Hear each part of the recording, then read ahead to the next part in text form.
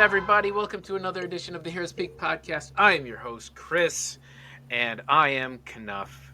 And with me today, I have a couple other Kens and no Barbies. It is... Sorry. All right, so I got a couple of Allens with me. How's that? Is that better for you? I am a Kenobi. Oh, that's what we're talking Star Wars today. Kenobi. Kenobi's Knuff. All right. And his failed legacy. All right, James, how you doing today? Hanging in there, you know. All right, Mike, and you? I'm all right. I'm excited, man. Yo, episode 5, let's get it on. It's a lot to talk about. It is a lot to talk about. So, yeah, we're going to talk about... Episode 5 and 6. What? Yeah, the last episode was 6. Yes. Am I getting my numbers backwards? 5.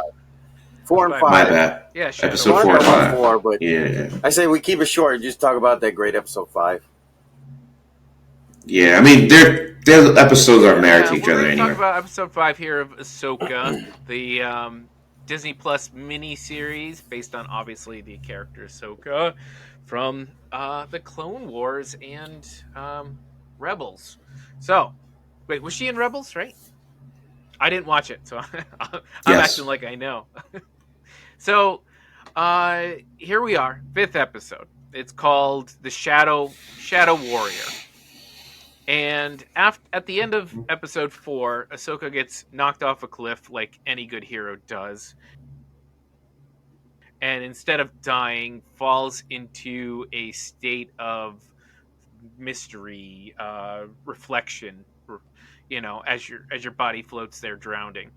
And so we end at the end of the last episode with her hearing her old master Anakin Skywalker in full actual Anakin Skywalker mode, played by none other than Hayden Christensen, full on 35-year-old or however old that he is, with a nice IG face mask in that at the end of the episode. So everybody was like, "Oh, what is this?" But luckily, at the beginning of this episode, he looks great, and we actually get to see an interaction between Ahsoka and Anakin that kind of walks her through a couple of past events as her younger self and as her current self, to kind of decide where she wants to be in this search, in this growth period of I don't know, self-awakening, self-awareness. I don't even know how you want it. And at the same time, they're searching for her body, and we get some a little stuff outside of this, but really this episode is the Ahsoka and Anakin episode. So tell me, guys, what did you see?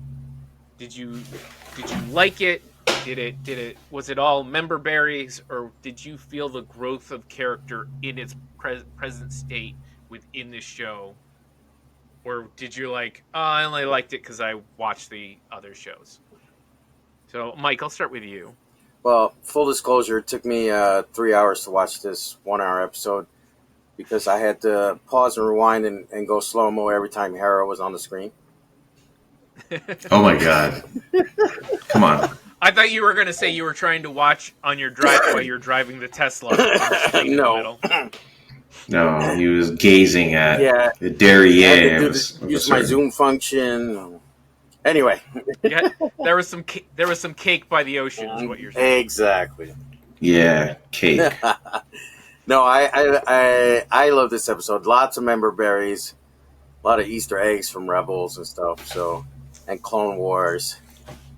The things I loved were seeing young Ahsoka on the screen, obviously, of course, played by young Gamora from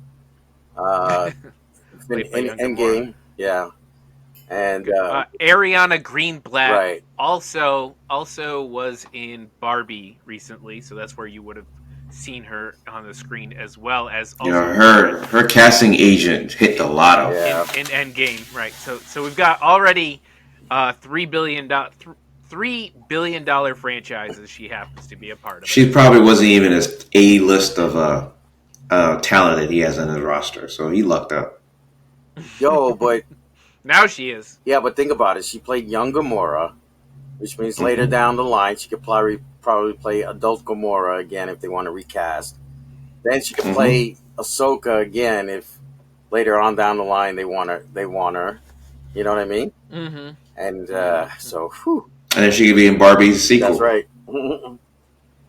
Yeah, But yeah, we're but doing the. let me Sorry, go continue ahead. because we're Yeah, we off the rails. yeah. Look, there was Captain Rex there. Obviously, we didn't see him without the helmet, so we didn't get to see our guy there. I Um, hope they recast that yeah, just because you need a younger face on the And team. Commander Rex too. right. Did you notice the time jump? Yeah. Yeah. So and great to see Caesar Mandalore, man. Chris, if you watch, no, you saw that. It was in the last season of Clone Wars. You saw that, right? Season Yeah, I 7. did watch the last So season, yes, but it's not like burned into my brain no, no. exactly what it looks like. Yeah. Mm. And then the great the meeting between Anakin and Ahsoka again in the World Between Worlds. Very reminiscent of their first meeting in the when they met at the Sith Temple in Rebels when he was Mm-hmm. in full Vader garb and they had to fight there and stuff. So very cool Mhm. episode indeed. Um, didn't I? The only thing I'm gonna say real quick is I know it did for character development, but it didn't really do anything for the plot. The whole Ahsoka Anakin thing, right? So, but I still loved it anyway. Mm. All right. Well, sometimes character Yeah, advancement is also, in a sense, plot development because you need a character to, I don't know, slay a giant fire monster to come back in their white garb right. to save the crew later. Yeah, So it's very important sometimes to just get that character advancement because they need to level up basically before they can face the next fight. so James, all you. I'm gonna actually level up what you just said. I mean, the title, the titular character, as Brooks was here to laugh, is actually Ahsoka. So up until this episode, the biggest gripe that I did hear about the character from super fans and casual fans was the way Dawson was playing. Rosario Dawson was playing Ahsoka. It just felt kind of stilted and not as dynamic as the character we've seen in the animation and or even the small instant in Mando, that one episode. So I think this episode was crucial to take us through the backstory a bit and the character to see how her mindset as a child changed, and now you're seeing her more like not giving up, but a lot of apathy around her. That plus the way that Rosario is playing the character is very bland, and then to see by the end of this episode, she's smiling. I counted, she had 3 smiles. She's taking chances. She's like, I don't know where we're going. I have no clue. We're just gonna have to wait and see. Like to me, now we get the actual Ahsoka show, right? Everything else was story, was plot, like Mike was looking for, but the character was like the black hole in this whole show up until this episode. Now you can see, okay, let's episode 6. We're hoping now is going to show us this newer version and learned version of Ahsoka with the ongoing threat of Thrawn and Ezra and all the other side stories. I mean, that's how I saw it. Yeah, I agree in that she was playing the character a bit stoic, as has been said, and I think most people watching agree. Though I think, and I said this when we first talked about it, it felt very prequels esque, and also, you know, me as a 40-year-old something person compared to when I was 17, I'm a little bit more stoic on your average day than I was back then. So like True. I you're going to stand in the corner, you're going to talk to the kid, the person you're trying to pump up. Not all of us are going to be like peppy. So I was giving her a little leeway for being a little less peppy than she was as a teenager in the middle of a war. Um, Also, like, just whatever. It's TV. yeah. I mean, no, that's exactly right though. She's older. She's more mature. She's been through a lot. You know what I mean? She's been through a Mm-hmm. lot, even compared to and Luke. Like she's been through a lot. So and I just feel like she's following direction that way. I really feel that because like not only in this episode, in the past episode in 4, we saw her lighten up a bit as her With relationship Sabine. with Yeah. mm, Sabine started to blossom again and the Mm-hmm. two started to get along. You saw some of that break in that armor, so it definitely feels more direct than just like, oh, she's not bothering to play the character. I think they're trying something. Whether it's great or not, I don't think it's great on screen, but I think it's working as we see it blossom into other stuff. mm. Anyway, all right, let's get past that. Next, I did not watch, as I said before, Clone Wars or any of that stuff. More than a season. I watched it like a season and a half, 2 seasons. So I'm not up on the World Between Worlds and all of that. So it was really interesting to see what they were presenting on screen. And I'm going to compare it to something you guys are going to hate very much. And that is the Rise of Skywalker. But for a reason. Just listen to me. See, this is why you need headphones, James, so you can You toss them on the bamboozled me wood. here.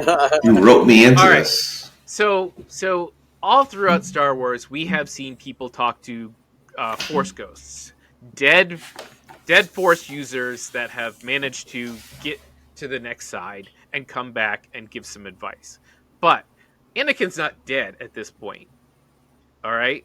Now, where else have we seen a character who is making a leap of a change in their emotional well-being in what they want to do with themselves, trying to figure themselves out, and talk to a person who was not a Force ghost, and that was the Rise of Skywalker when Kylo talked to a dead Han Solo, because Han Solo is not a Force Uh, ghost. So if we kind of okay. marry that idea that a person with Force abilities can kind of um, get the help they need from the Force, that's not just someone else coming to them, but them projecting the person they need. And so here we have Ahsoka basically projecting the person she needs to figure out her relationship with in order to get her to that next level. So Mm, she needs to figure out what she feels she did wrong or right within her relationship with Anakin and what he did wrong or right within their relationship. So she can move on and be a better teacher to her Padawan.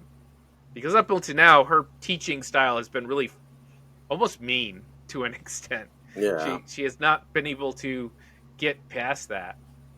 And so we have her having Anakin tell her that he's basically raising her as a soldier, not as a Jedi, if that makes any sense. He's basically like, I was raised as a peacekeeper and then made a soldier, but I have to make you a soldier because we're in a war. You know what I mean? Right. But that's not how she wanted to be. She left the order because she didn't agree with how shit was going down. Mm, She didn't agree that they should be out there just as a general She also slaughtering got people. falsely accused of a terrorist activity. yeah. That But too, that's you know, that'll sour you to your group. But I'm just saying, like, it feels like she was having to deal with this internal struggle with her master, and you know, uh, I don't know if you guys saw the Bruce Lee movie. I think it's called Dragon, the Bruce Lee movie, Hmm. where he's got yes, I've seen it. Hmm. where he kind of goes into a dream state where he has to fight this, Yeah. what was it, like a dragon or what, like Yeah, and the mirror thing. Yeah, yeah. So you kind of visualize this battle that this character has to go to while they're making it more interesting than just listening to them talk out their feelings to their therapist. So that's what she's doing, and I think that worked. And even though I haven't seen those two characters grow up together as much as you guys have, I thought they did a pretty good job of making that an interesting watch and making the character of Ahsoka move forward in her place within this show. one supplemental comment to everything you just said, particularly with the Rise of Skywalker analogy. That was, to me, it was a failure. Is I think, unlike Han Solo and Ben Solo, we've seen enough backstory of Anakin and Ahsoka to understand, the context of the dialogue, both physical and verbal, that they're having, um, being carried out through that spiritual world, force ghost, not force ghost interaction you just mentioned. Whereas, Rise of Skywalker, we knew nothing of the connection of those two characters other than they were biologically related. Well, you And did whatever because language. it's a mirror Well, to let the me scene finish. from Let, the let me first let me movie. just finish for a second. Yeah. I'm talking about, so it's a mirror to the scene from the first movie, which barely showed any interaction of the two up until he kills him. That's the only interaction we've seen. Beyond that, it was just words and sentences that other actors said, and it really was around Leia more so than Han as a dad. But in the Rise of Skywalker, they attempted to do what was done really well by Dave Filoni here, was he used a relationship that already has tons of backstory and meaning. Well, And it has then, tons to you because you watch an animated series. If I didn't watch the animated series, it has no backstory. okay, but you can't fault the show using an ability of having a backstory for the larger audience. Whereas Rise of Skywalker, no one had the experience of knowing anything about the So it's backstory. more about Rise of Skywalker. There's no choice. You don't have a backstory to go back to. Whereas if you haven't seen Clone Wars, there is a backstory. You can go back to that and watch it and enhance your experience of this episode. You Right, don't I have do that agree with option in that. Rise of Sky in the sequel trilogy. You do have that option with a lot of archive, let's call it archive footage of Rebels and Clone Wars to go back to. And I also want to add, so I think, so there's a theory going around like this world between worlds. Like if you watch Rebels, you'll see more of it. It's kind of like a purgatory for the Jedi. Like, That's what Van Lathan, shout out to the Ringerverse and Midnight Boys, oh yeah, they actually hit the same oh okay, topic and mentioned kind of like Wakanda. It's like a spiritual yeah, world. You don't have to physically be transported there like in hmm Rebels. You can also be spiritually transported. So while her body was in the water, she was spiritually in the world between right. worlds. And it's not necessarily just for No, Jedi, no. because remember, Palpatine tried to, yeah, so it's for powerful Force hmm users. So you wouldn't. What I was going to say was you wouldn't see necessarily a Force ghost representation of Anakin. You would see his full embodiment of who he was, right? So except the idea usually comes around with the person going there or purposely being there or having been transported there or being dead and having there being the ability to but he's dead. transport them Anakin's there. dead though, so Anakin's he's dead. This is after Jedi. Yeah, This is after Return of the Jedi. he's no, dead. He's He's dead. dead. This is after. This takes place after oh Episode my, 6. oh Ahsoka my, New is Republic. 5 years all after right, Return my of the Yeah, this Jedi. is oh New my Republic. timeline's all fucked up in my head. It's okay. Yeah, this is It's not before Yavin or anything. This is way it's after. like 24 BY, something Yeah, like that. AY. Okay, Yeah, I thought this was taking place ABY before. after the Battle of Yeah. Yavin. No, not that many years. Okay,